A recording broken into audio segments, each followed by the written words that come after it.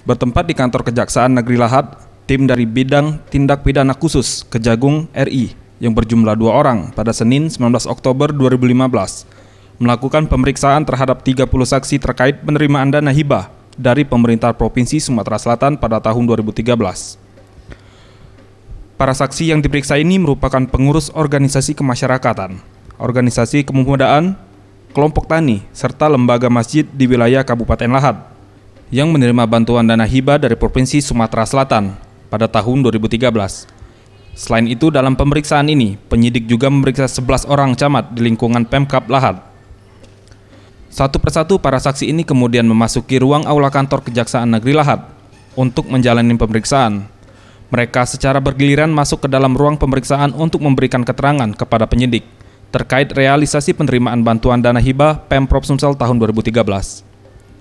Kepala Kejaksaan Negeri Lahad, Helmi, yang ditemui di ruang kerjanya membenarkan adanya pemeriksaan terhadap para saksi terkait dana hibah Provinsi Sumatera Selatan tahun 2013 di Kabupaten Lahad.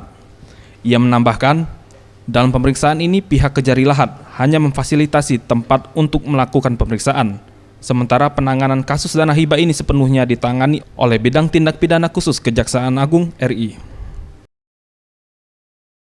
Memang benar pada hari ini ada pemeriksaan terhadap saksi-saksi ya dalam kegiatan penyidikan yang dilakukan oleh Direktur Penyidikan Jaksa Agung Muda Tindak Pidana Khusus Kejaksaan Agung RI.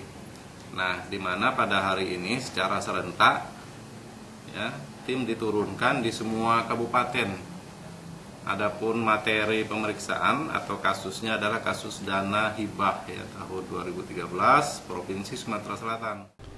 Sementara itu terkait besaran nominal dana hibah Pemprov Sumsel 2013 serta jumlah yang disalurkan kepada Ormas, OKP, Poktan, dan lembaga masjid di Kabupaten Lahad, Kejari Lahad mengaku tidak mengetahui secara rinci.